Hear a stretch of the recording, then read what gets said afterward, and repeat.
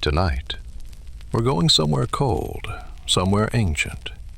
A place where the wind howls through tiny windows and the snow piles high outside crooked wooden doors.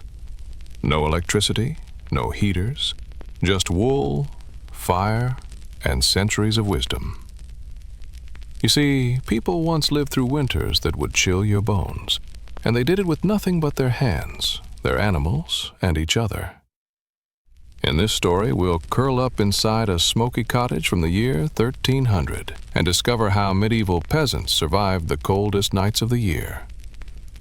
From walls made of clay and manure, to shared beds, to meals that simmered for weeks, every sound, every shadow tells a story. So lay back, close your eyes, and let the crackle of the hearth guide you. This is the warmth of the past. Welcome to the Middle Ages. If you enjoy this kind of quiet storytelling, feel free to like and subscribe, but only if your heart says yes. Leave a comment and let me know where you're listening from tonight and what time it is where you are.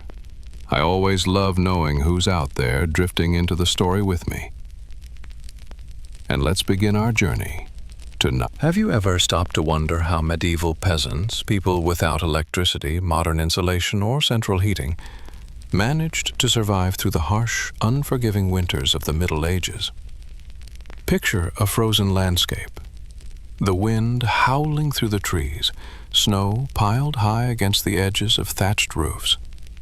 And yet, inside those humble homes, peasant families sat by the fire, warm enough to sleep, eat, and live their daily lives. How did they do it?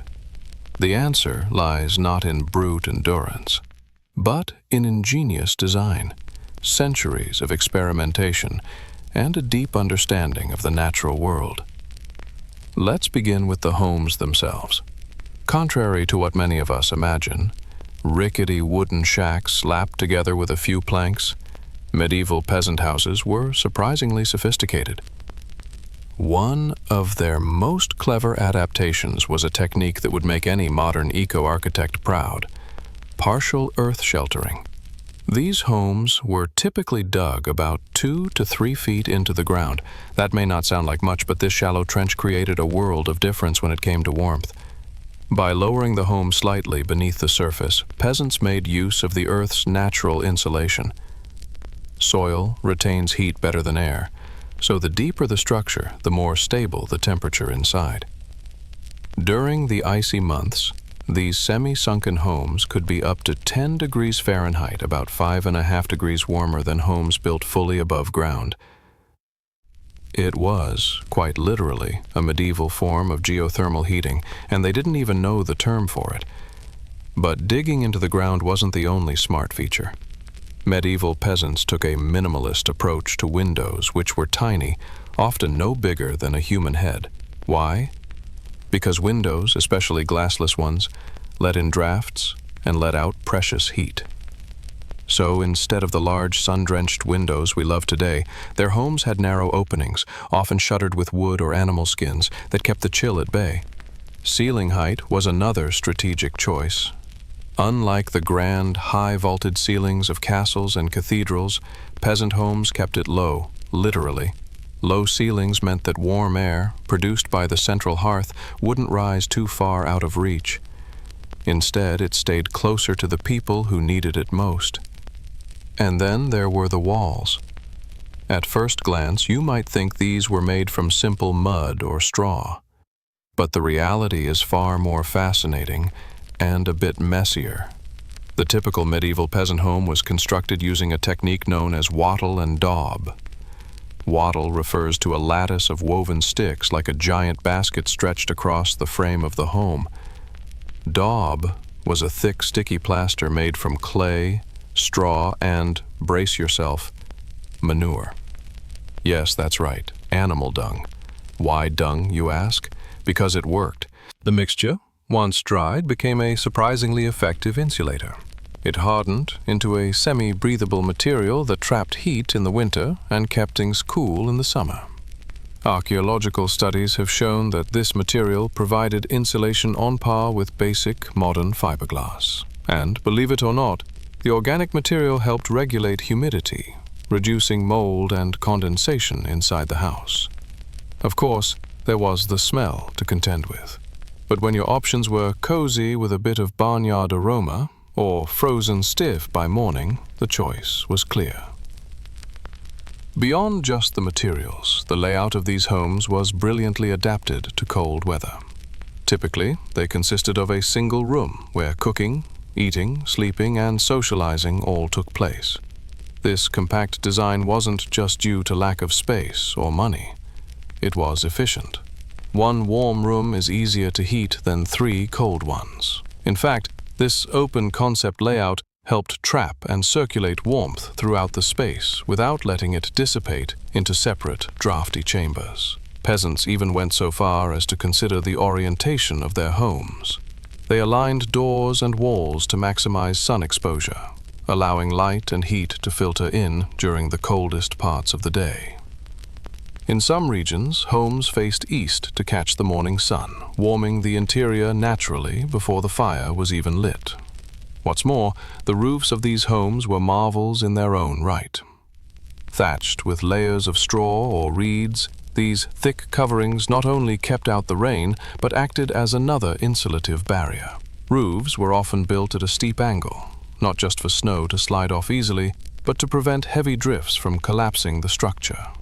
The air trapped in the layers of thatch added to the home's insulating qualities, making it feel like living inside a giant straw blanket.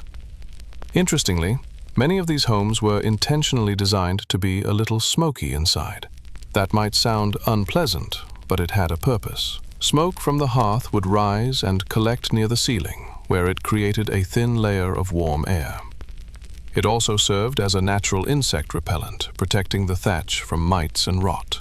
Modern research has even suggested that the smoky environment helped preserve the roofing materials, sometimes doubling their lifespan. Seasonal adjustments were part of the yearly rhythm of peasant life. As the cold months approached, families would reinforce their walls with fresh daub, add extra layers of thatch, and sometimes hang blankets, furs, or old tapestries along the walls to provide further insulation. These makeshift wall hangings weren't just decorative. They were functional, acting like medieval versions of thermal curtains. In the end, what makes medieval peasant homes so remarkable isn't just the materials they used or the clever layouts they designed. It's that all of it, every stick, every choice of direction, every layer of poop plaster, was a product of collective wisdom. Generation after generation learned what worked, passed it down, improved it slightly, and moved on. Over the course of centuries, these homes evolved into fine-tuned machines of warmth and survival, far more advanced than we often give them credit for. They didn't have thermostats or central heating, but they had knowledge, experience, and an unshakable will to make life livable, even cozy, in the coldest of times. So the next time you're wrapped in a heated blanket or sipping cocoa by the fire, remember this. Somewhere, long ago, a medieval peasant was surviving winter in a house half buried in the earth, its smoky, thatched roof holding the heat in, while walls made of sticks and dung stood strong against the bitter wind. And they were warm. If the walls of a medieval peasant's house were its bones, then the hearth at the center was its beating heart, steady, glowing, and vital. It was far more than just a fireplace. It was the stove, the heater, the nightlight, and the very soul of the home. Step into a medieval cottage on a winter evening. The wind hisses outside, slipping between cracks in the thatch. But inside there's a golden light dancing across rough wooden beams. At the center of the room, there's a low, stone-lined pit. This is the central hearth, and it's been burning since before dawn. Above it, a blackened pot simmers slowly, its lid rattling as steam escapes in little bursts. The fire crackles softly, and its heat fills the one-room house like a warm embrace. This hearth was no ordinary fire pit. It was, in many ways, the medieval equivalent of a modern microwave, radiator, and Facebook feed all rolled into one. Yes, really. Let's start with the obvious. It kept everyone warm. In homes with no separate rooms and no insulation beyond straw and daub, the hearth was the only real source of heat. But here's the remarkable part. Archaeological studies of homes from around 1300 show that a well-built hearth could maintain indoor temperatures between 50 and 60 degrees Fahrenheit, 10 to 15 degrees Celsius, even when the world outside had turned to ice. For us modern folks, that might seem chilly, but to a peasant used to frostbite and frozen wells, it was practically a tropical getaway. The hearth didn't just warm bodies, it warmed spirits too. This was where people gathered, not just to eat or work, but to talk. The fire brought people close, both physically and emotionally. Stories were told here, songs sung, gossip whispered. If someone's cow had wandered off, or a neighbor's ox had been seen with someone else's cart, this was where the tale would be spun, as sparks floated up into the rafters. In the warm, flickering glow, community was forged night after night. But the magic of the hearth went deeper still. It was carefully placed in the exact center of the room, not against a wall like in modern homes, but right in the heart of everything. This wasn't laziness or poor design, it was strategic genius. The central position meant the heat radiated evenly across the space. It allowed every corner of the small room to benefit from the fire's warmth, especially the bedding areas tucked far from the door and windows. In homes where the difference between comfort and freezing might come down to a few degrees, this mattered enormously. The hearth also cooked every meal. Peasants didn't have ovens, grills, or stovetops. They had the fire, and they knew how to use it.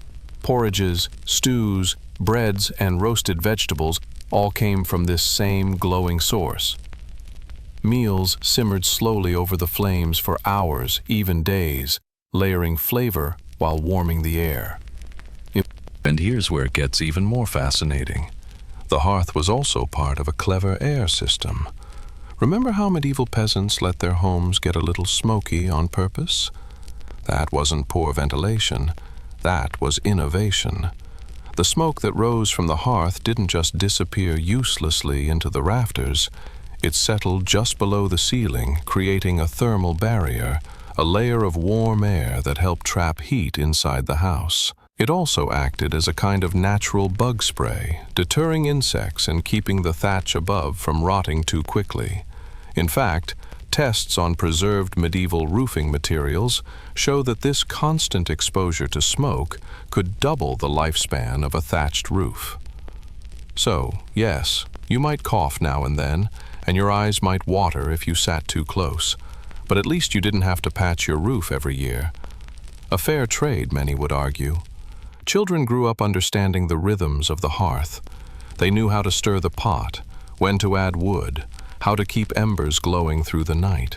Tending the fire was a sacred task passed from parent to child, a responsibility as serious as tending to livestock or repairing the fence.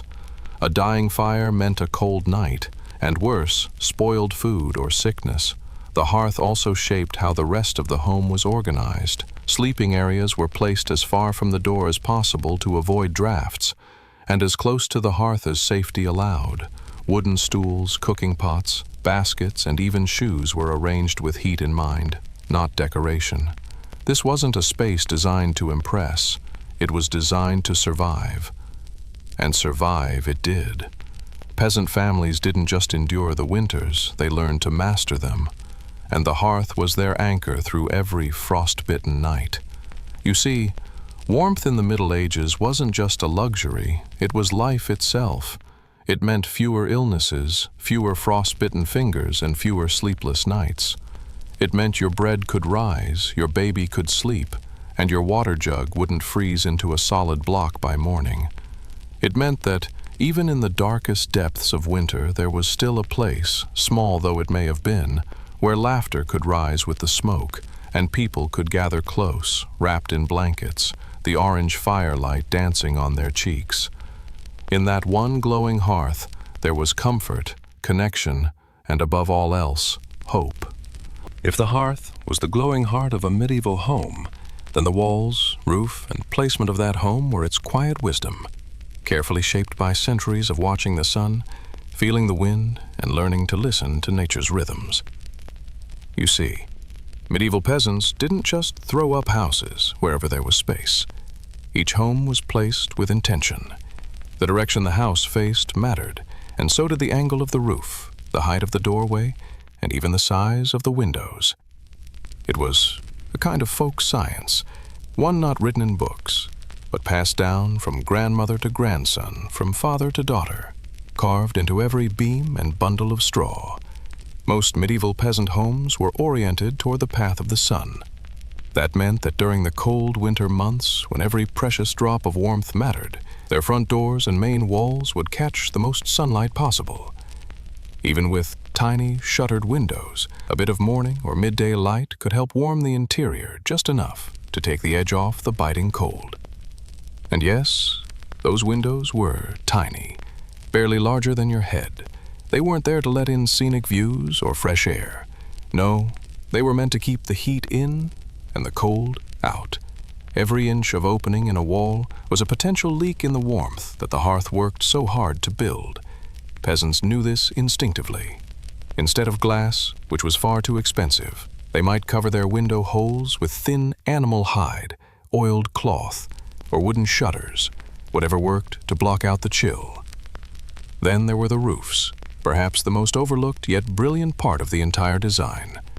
To survive snowy winters, these roofs were built with steep pitches, angled sharply to shed snow quickly, so it wouldn't build up and collapse the structure. But they couldn't be too steep, or else the layers of thatch, the long, dry straw used to keep out the wind and rain, might slide right off in a heavy gust. It was a delicate balance, steep enough to withstand the storm, but gentle enough to hold the weight of their only real defense against the sky. That thatch was its own kind of magic. Made from straw, reeds, or even heather, it wasn't just a rustic decoration. It was a living layer of insulation. Air became trapped between the bundles, forming a protective barrier against both the heat of summer and the cold of winter. Properly laid thatch was water-resistant, breathable, and warm. But it wasn't everlasting. Every few years, peasants would patch it with new bundles, carefully layering fresh straw onto old, a humble but effective form of roofing maintenance. And when winter came knocking each year, the home itself changed with the season. Come autumn, there would be a flurry of activity. Cracks in the walls would be sealed with fresh daub, that familiar mixture of clay, straw, and manure. It wasn't glamorous, but it was effective, blocking drafts, keeping pests out, and tightening the home's shell against the wind. Extra thatch might be added to the roof, a winter blanket, thick and golden. Blankets or animal skins would be hung on the walls like tapestries, not for beauty, but for warmth. These humble coverings, often made from rough spun wool or hide, acted as insulation against the biting air. A particularly cold home might see layers of old clothing, sackcloth, or even moss pressed between the wall slats. Inside, families would begin rearranging their furniture, if they had any, to make better use of the warmth. Sleeping areas were moved farther from doors and closer to the hearth. Beds were stuffed with fresh straw, layered with blankets, cloaks, or fur, anything that would trap body heat overnight. In some homes, families even insulated their floors with rushes, reeds, or dry leaves, scattered thickly and renewed often. This not only kept the cold from creeping up through the ground, but also absorbed moisture, making the air inside the home just a bit more tolerable.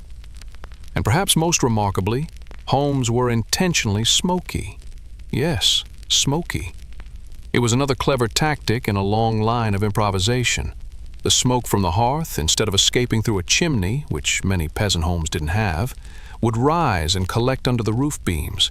There it served two quiet but powerful purposes. First, it acted as an insulating layer, keeping the warm air from escaping too quickly through the thatch. And second, it helped preserve the roof itself. Insects, mold, and moisture didn't stand a chance against the constant smoke. It was uncomfortable, yes, but in the trade-off between smoke and frostbite, most peasants chose smoke.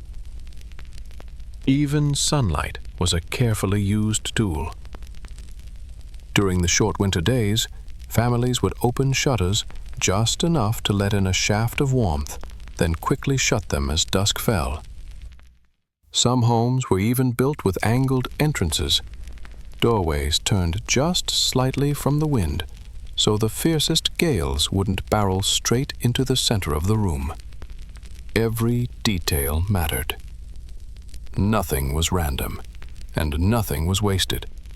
To us, it might look like a small, smoky, dirt-floored cottage, but to the people who lived there, it was a marvel of design, an ever-changing structure that bent with the seasons, breathed with the air, and offered safety through the long, dark nights.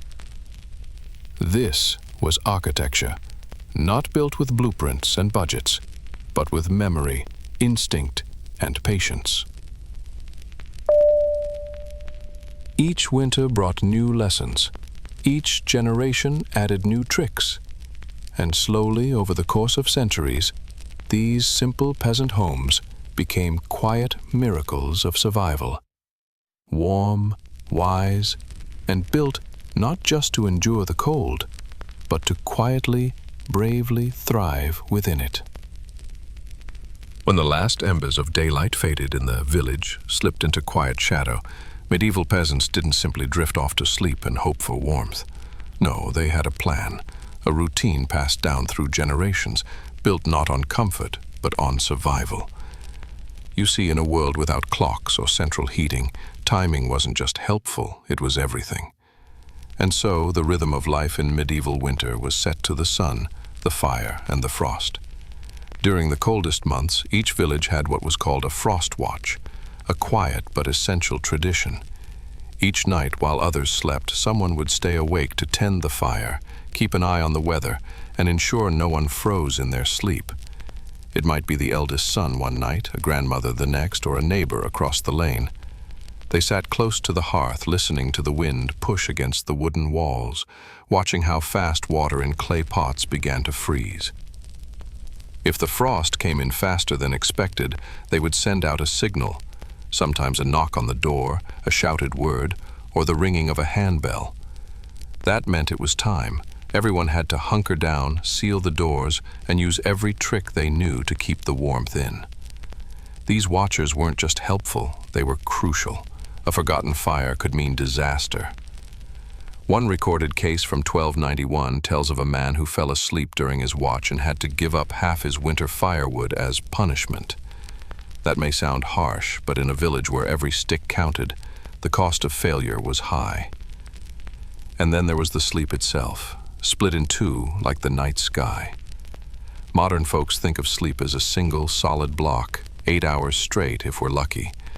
But medieval peasants had a different pattern, one that might surprise you.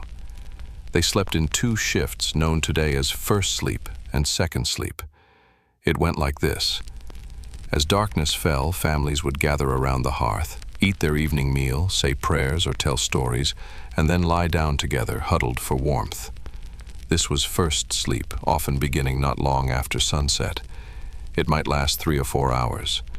Then, sometime around midnight, people would wake up, not in a panic, not because they couldn't sleep, but because that was simply part of the rhythm of life. In this quiet hour between sleeps, the village came subtly alive again.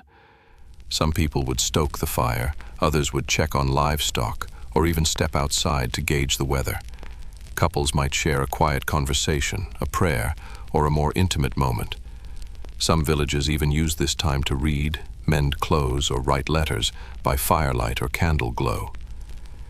This peaceful interlude might last an hour or two, after which the second sleep would begin, a return to rest that carried them gently into the dawn. Interestingly, medieval doctors actually encouraged this split sleep pattern, believing it healthier for the body and mind. And today, modern sleep researchers are starting to rediscover that our natural circadian rhythms may indeed favor this pattern. A sleep divided not by stress, but by intention. Imagine that. the coldest nights of the year, and yet these people found time not only to sleep but to wake mindfully, to share warmth, words, and quiet labor. Even more fascinating was how tightly scheduled the entire community was during these months. The golden hours, between 10 a.m. and 2 p.m., when the sun stood highest, were sacred. That's when most outdoor work was done, when chores were performed, and when you'd better be seen contributing. Medieval manor court records from the year 1267 show that villagers could be fined if they didn't work during these key daylight hours. One village in northern England even had a system where repeat offenders had to donate extra firewood to the community stockpile. And yet, despite the harshness of their world, there was also remarkable fairness and balance. Each family took turns with frost watch duties. If you were too old or too young, others would step in. If your house was especially drafty, neighbors might help patch your thatch before the real cold set in. Warmth wasn't just an individual goal, it was a shared responsibility. In fact, some villages even developed point systems for behavior during winter. If you were caught working too long outdoors after a cold warning, you lost points. Too many lost points, and you might have to take extra watch duty, or worse, be assigned the coldest corner of the communal hall during gatherings.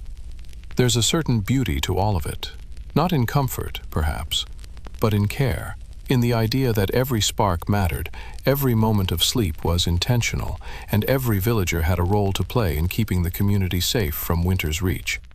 And while today we chase thermostats and complain about drafts in heated homes, medieval peasants lit a fire, shared the bed, and watched the frost with quiet reverence. They didn't conquer the cold, they danced with it. Step by step, breath by breath, sleep by sleep. When the frost crept in and the fields fell silent under snow, the medieval peasant turned from the plow to the pantry. Because in a world where food didn't come from markets, but from the soil and sweat of your own back, survival wasn't just about warmth, it was about preparation. And prepare they did, not with fridges or freezers, but with time-tested wisdom, quiet observation, and a little bit of magic. Long before the first snowflake touched the ground, the preservation rituals had begun. In late summer and early autumn, the village came alive with motion. Vegetables were harvested, roots pulled, fruits gathered, not just to be eaten, but to be saved, stored, hidden away like treasure. Because winter would be long, and every carrot, turnip, and onion would have to last. But this was not guesswork. Medieval peasants weren't just stuffing food into cellars and hoping for the best. They had a system, a science even. Take vegetables, for example. They didn't just throw them all into a hole in the ground. They knew which crops could stand the cold and which needed more care. A manuscript from 1283 lists vegetables by their cold resistance. Turnips and onions were winter warriors, while delicate greens were consumed quickly or dried for soups. It was a kind of medieval spreadsheet, etched in ink and memory. Roots and tubers were kept in underground storage pits, cool and dark, lined with straw and sometimes even snow. These earth refrigerators could preserve food until May, long after the world had thawed. Archaeologists have found these pits in England, still showing traces of ancient straw, packed in neat, careful layers. And it wasn't just about digging holes, oh no. They understood the deeper science even if they didn't call it that. The walls of these storage chambers were often thick and lined with clay, designed to maintain a constant temperature and humidity level. Some pits were divided into zones, and families would rotate their food between them, based on changing conditions, a medieval version of a climate-controlled pantry. Fruits like apples and pears were wrapped in cloth and stored in barrels with dried leaves or hay, each layer protected like an egg in a nest. Dried herbs were tied in bundles and hung from ceiling beams, their fragrance lingering even in the coldest weeks of February. For meat, salt was the hero. Without refrigeration, the only way to keep meat from spoiling was to remove the water, and that meant drying or curing. Meat was salted heavily, then hung in the rafters near the hearth, where the low, steady heat and swirling smoke helped dry it slowly. Sometimes it was smoked over smoldering wood for days, even weeks, infusing it with flavor and extending its life. Fish, too, was dried or pickled, especially in coastal areas. Inland villages might trade for preserved fish from distant markets, herring mostly, salted and packed in barrels, a valuable and nutritious staple during Lent and lean months. But perhaps the most ingenious technique of all was fermentation. Long before we knew the word probiotic, peasants were fermenting cabbage into sauerkraut, grains into sour beer, and milk into cheese. These foods didn't just last, they grew healthier with time. Recent studies show medieval fermented foods had up to 10 times more probiotic bacteria than many of our modern versions. It was gut science, born not in labs, but in smoky kitchens and cold barns. And then there were the one-pot meals, stews and porridges that never truly ended. In some homes, the cooking pot stayed on the hearth for weeks. Its contents refreshed each day with new ingredients, a handful of lentils, a leftover bone, a slice of bread. It simmered constantly, and in doing so killed harmful bacteria and stretched calories further. Archaeological traces from medieval cooking pots confirm it. Layered flavors, long cooking times, and the careful balancing of fat, starch, and broth. There's even a porridge recipe from 1278 that advises cooking the grains until soft as a child's tooth. Slightly gross, perhaps, but brilliantly efficient. Longer cooking broke down complex starches, making the food easier to digest and more calorie-dense. Exactly what the body needed to stay warm and strong. All of this wasn't just about cleverness.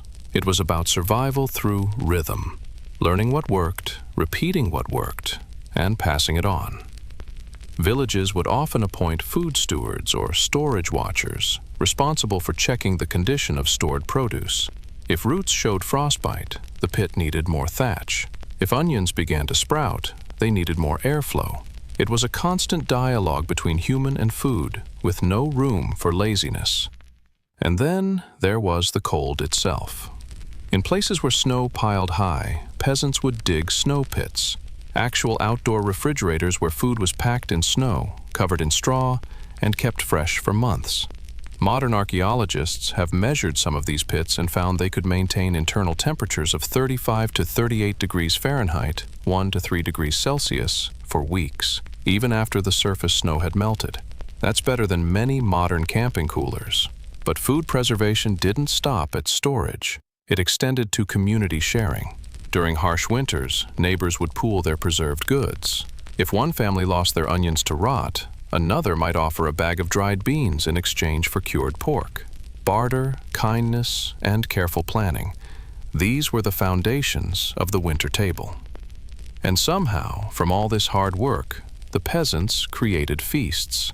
Not the lavish banquets of kings, but warm bowls of thick stew, slices of smoked meat, crusty bread with fermented butter, and perhaps a mug of cider or mead.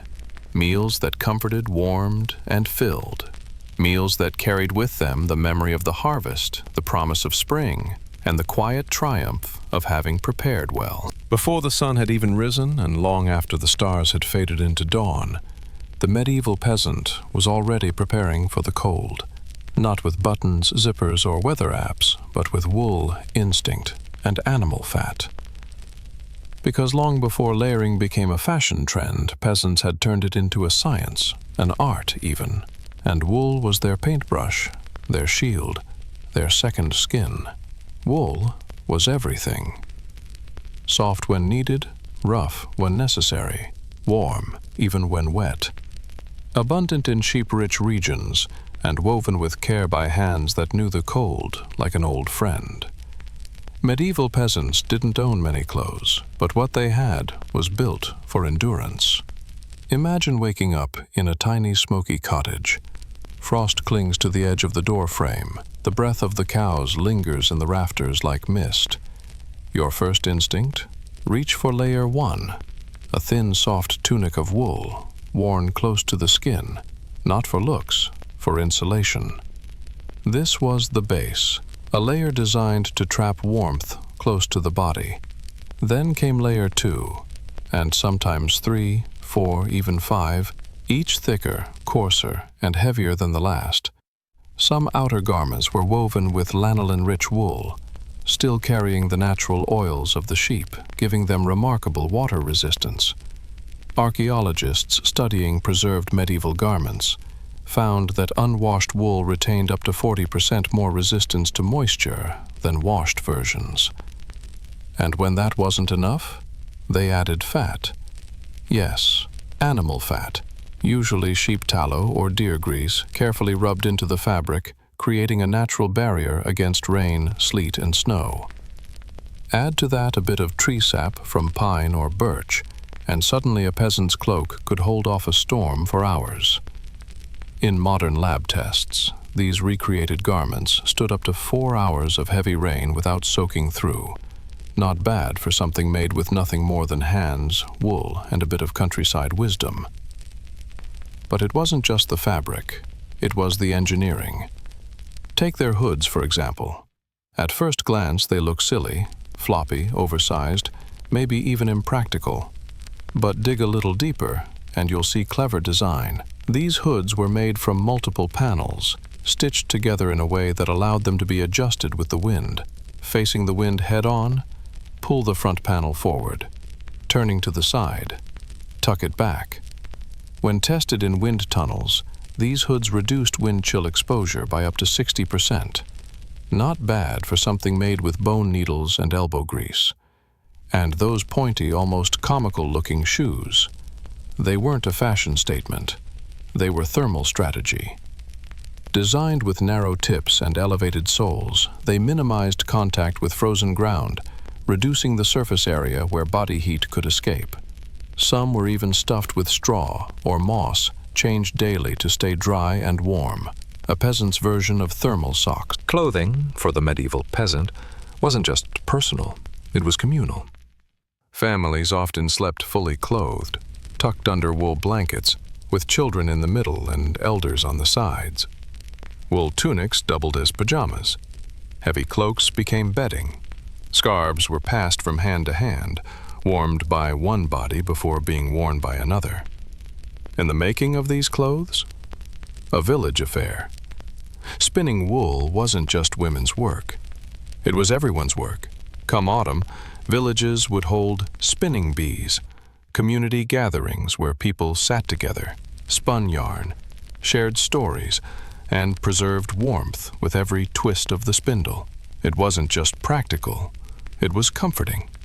A kind of social glue wrapped in wool threads. And as bodies worked, so did body heat.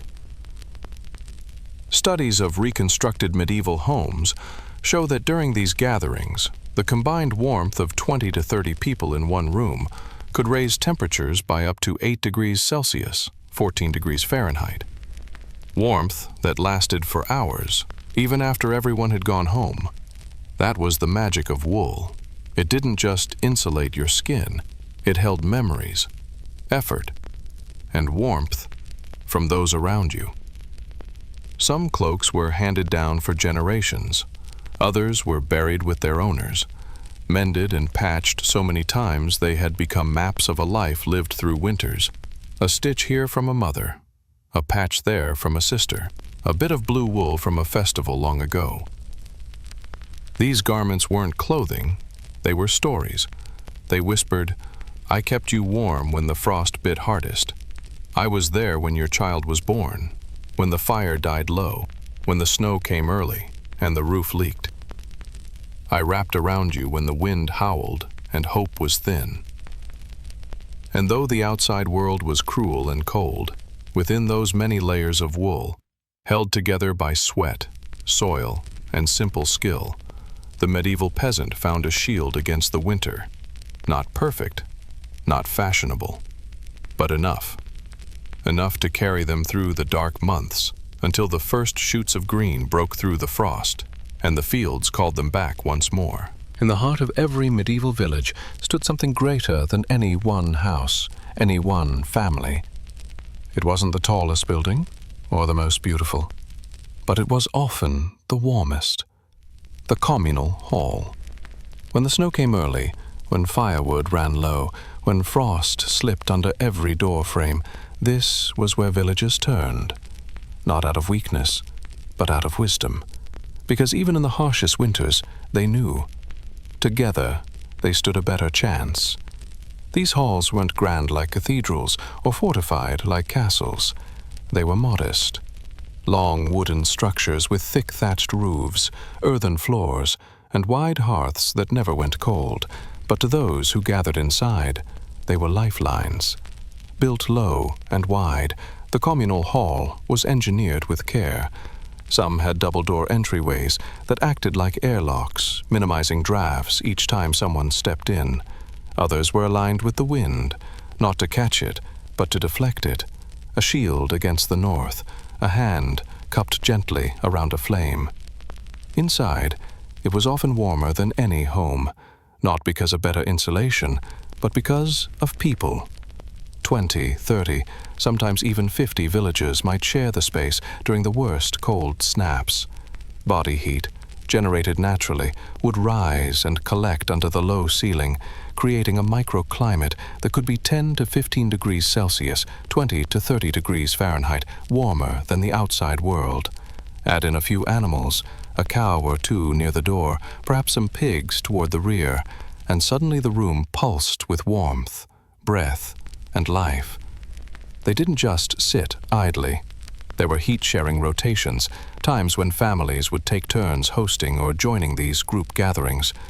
Manor records from the 1200s describe rotating heat sessions, like winter block parties with a single goal: keep everyone warm, together. There were even frost wardens, community-appointed individuals who began planning for winter survival months in advance. Their job wasn't just gathering wood. It was organizing, coordinating, making sure no one was left behind. Who had the best hearth? Who had space for 2 more bodies? Who had extra blankets to share? These weren't just questions, they were lifelines, woven into the rhythm of the village year. And the sharing didn't stop at houses. Churches, too, were sanctuaries in more ways than one. Many had a special chamber called a calefactory, a warming room usually reserved for the sick or elderly during the coldest nights. Simple but powerful, a fire, a bench, and the knowledge that warmth was a mercy offered freely. Some churches even had heated passageways connecting them to nearby homes or kitchens. Archaeologists once thought these were for transporting food, until soot marks and ash residue revealed their true purpose: heat corridors, guiding warmth from one building to another like veins carrying blood through a body. And then there were the hot stones. After baking bread in large communal ovens, villagers would take the leftover heat in the form of flat rocks, wrap them in cloth, and deliver them to the elderly or ill. A hot stone under the blanket could keep someone warm through the night, long after the fire had died down. It was medieval kindness made tangible, a gift of warmth passed from hand to hand. In some villages, the organization was so precise that heat was measured, tracked, and shared almost like currency. One record from 1278 details how a family who couldn't contribute firewood was allowed to stay in the communal hall, but only if they helped with cooking and cleaning. Another tells of a man fined half a goat for hoarding wool blankets during a storm while his neighbors shivered. But for every selfish act, there were 10 stories of compassion. Like the village where the poorest families were given the warmest corners of the hall, near the hearth, or the elderly woman who couldn't walk to the communal fire, so the village children took turns carrying her meals and reheating her stones each day, or the group of widows who pooled their meager firewood to keep a newborn child warm through a bitter February night. Because in the medieval world, warmth was never just about temperature. It was about presence. It was about proximity. It was about being near others, not just for heat, but for hope. And so the communal hall became more than a building. It became a place of laughter in hard times, a place where songs were sung, stories were shared, and silence was held together when words weren't enough.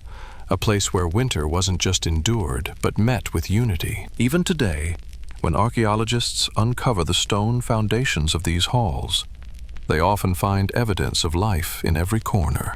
Fragments of bowls, drops of wax from candles, animal bones, from shared meals, traces of gatherings that lasted deep into the night. And though the fires have long since gone out, the warmth remains, not in the stone, not in the ash, but in the memory of how, in the coldest nights of the year, these simple people built something beautiful, a circle of care, a house of shared heat, a home made not of wood and straw, but of each other. In the chill of a medieval winter night, when winds howled like wolves through thatched roofs and frost painted the windows in ghostly lace, the warmest place in the house wasn't by the fire, it was beneath the floor. Not everyone had this luxury, of course.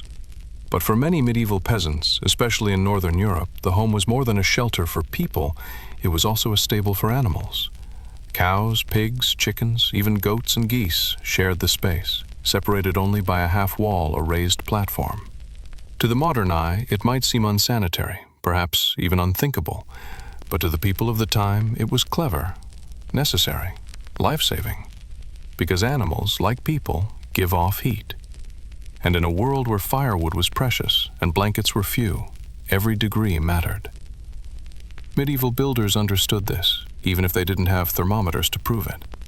They often constructed homes with split levels or partially sunken animal stalls, so that body heat from livestock would rise into the living area. Some designs even encouraged convection currents, warm air rising from the animals below, circulating into the sleeping loft above. It wasn't an accident. It was design. Primitive, perhaps, but remarkably effective. Cows, in particular, were prized winter companions, not just for milk or meat, but for their warmth. A single adult cow can generate up to 1,200 watts of heat, roughly equivalent to a small electric heater. Put 2 or 3 in a sheltered space beneath a raised wooden floor, and you've got a living radiator, working night and day without complaint. Even pigs, smaller and smellier though they were, had their place. They produced about half as much heat as a cow, but were often kept closer to the sleeping areas, their stalls insulated with straw, their heat redirected upward. Archaeological evidence from preserved medieval farmhouses shows specialized floor plans, animals placed strategically, not randomly. Warmer animals nearer the people, cooler ones or storage animals further out. Some homes even featured vent holes or slats in the floor, allowing warmth to rise without letting the animals climb up. It was medieval zoning, based not on property lines, but on heat output.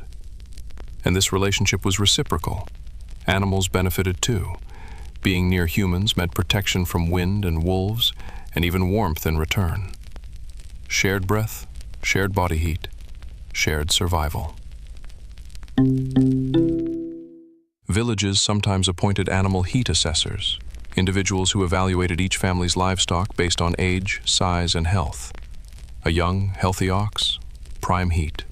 An aging goat, less so. These assessments help determine where families might be placed during community heat-sharing efforts, or whether someone's home was warm enough to shelter others. Some of the most remarkable finds in medieval ruins are the feeding systems designed to minimize heat loss. Instead of opening the door each time hay or water was needed, peasants used chutes, hatches, or wall-cut openings, allowing food to be dropped in from inside the house. It kept the warmth in and made care easier on icy mornings. And beneath all this, quite literally, was another unexpected ally: composting bedding. Medieval animal stalls were often layered with straw, manure, and more straw, again and again throughout the season. This thick bedding, left undisturbed, began to compost, breaking down and generating low, steady heat. It wasn't much, but in the coldest months, it could raise the temperature by several degrees. Combined with the animal's own warmth, it became a natural, self-sustaining heating system. Modern researchers studying reconstructed medieval barns have confirmed it. The deep litter method worked. It insulated the floor, warmed the air, and even helped prevent respiratory illnesses by maintaining stable humidity, avoiding the dry air that often causes coughing in cold climates. But it wasn't all warm and cozy. With the animals came smells, noise, the occasional kick in the night, and yes, the ever-present risk of fire. One stray ember near a hay pile could turn a home into an inferno. Thatched roofs and open flames were a dangerous pair. Yet peasants accepted the risk, just as they accepted the mud, the cold, and the uncertainty of each season.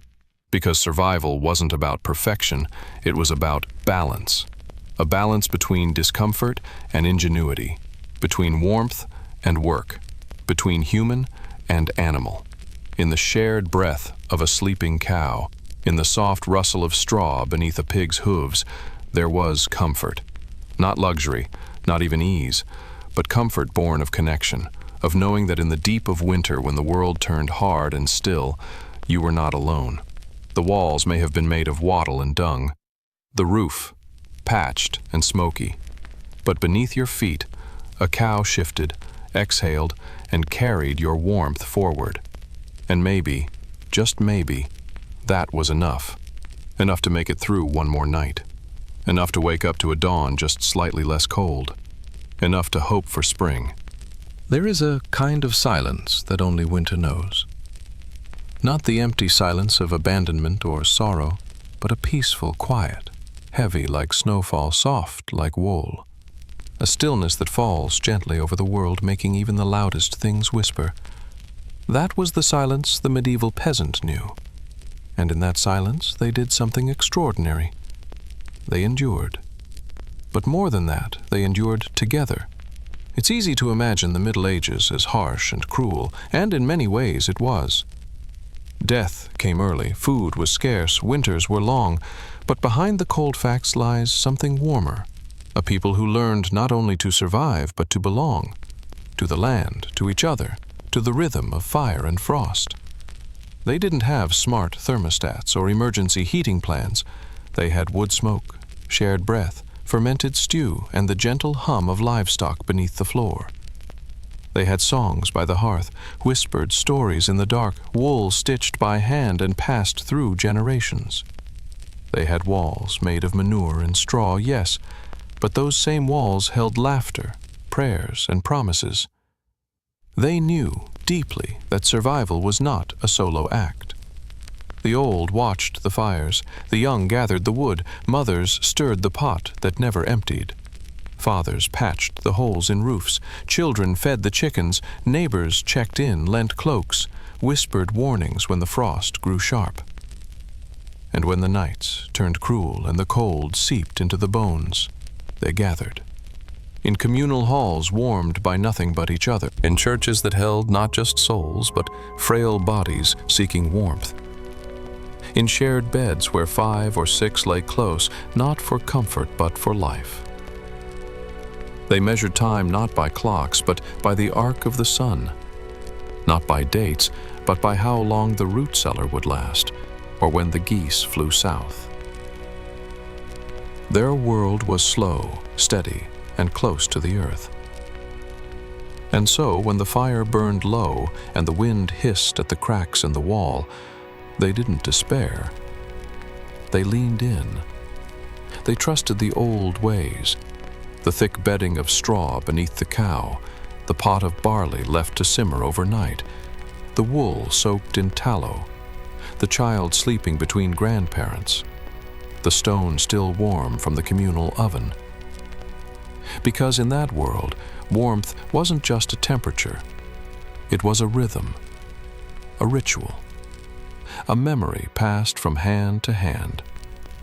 Even now, centuries later, when all that remains are broken floorboards and blackened hearthstones, we can still feel it.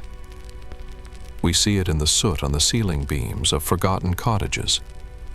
We read it in the court records that mention firewood debts and frost fines.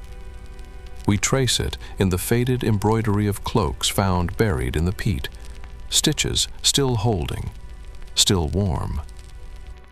Perhaps the cold was never the enemy. Perhaps it was the teacher, the one that reminded them to stay close, to think ahead, to care. And maybe, just maybe, that's the story we still need to hear. Because in our modern lives, full of buttons, apps, and central heating, we've lost something. Not the ability to stay warm, but the understanding of what warmth truly is. It's not comfort. It's not luxury. It's connection. A bowl of soup passed across the room. A child tucked in beside their grandparent. A neighbor knocking at the door with kindling in hand. A fire tended not for one, but for many. That was winter in the medieval world. And maybe, in some quiet corner of the heart, it still is. So tonight, as you pull the blanket closer and listen to the wind against your window, remember, once upon a time, in a small wooden cottage with walls of twig and dung, someone just like you whispered a prayer beside a dying fire. Not for riches or glory or ease, but simply for one more warm morning. And they got it, because they had each other.